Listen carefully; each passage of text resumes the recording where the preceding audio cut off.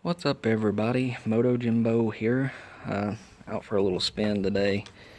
Been out of the country and hadn't got to ride for a while. If you follow my vlogs, which I haven't done in a very long time, you'll remember that I was going to Costa Rica. Well, I went there and I loved it. A lot of motorcycles there, and the vast majority of them are China bikes. A lot of Hawks down there, and I know some of you out there are Hawk fans. There's a ton of Hawks in Costa Rica, and they had some pretty serious miles on them. 15, 20,000 miles, a ton of them everywhere. And seems like they were treating people pretty good. Those people ride them every day. They're their commuter vehicle. It's not just a toy to them.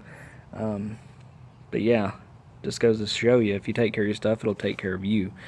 Other than that, there was a lot of XTs, some Suzukis, things like that. But all of them were in the 125cc, no bigger than a 250. But anyways, this video is, should you buy Vader? Granted, my experience is still a little limited on the Vader. I think I'm only at like 150 miles at this point. Yeah, 150 exactly, actually. Now, the Vader requires a little more tinkering out of the box than some China bikes. A lot of the bikes you get now, you just take them out, assemble them, and go. But this one requires a little more, like I said, tinkering. I finally adjusted the air-fuel ratio today, and it's running way better. It doesn't have that stutter in it anymore. Still haven't touched the valves, but I'll check those before I get the miles up real high. But yeah, the guy that asked me why his was bogging out at high speeds, just adjust your air-fuel ratio. It's on this side. You have to take this panel off, and there'll be a rubber cap over the screw for the mixture. Just pop that out.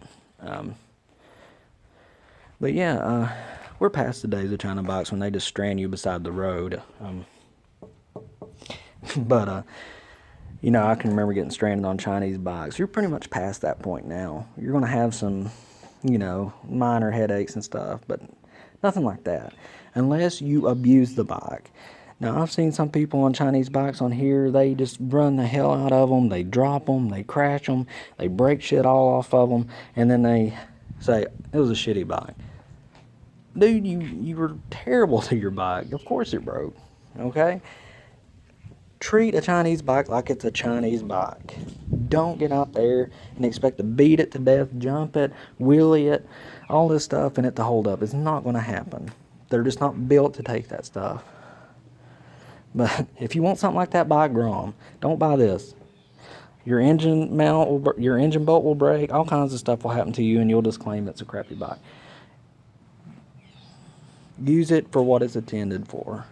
That's all I've got to say. If you want to spend $1,000 on a Grom, get this, but don't abuse it. If you want to abuse something, buy a Grom. Moto Jimbo out.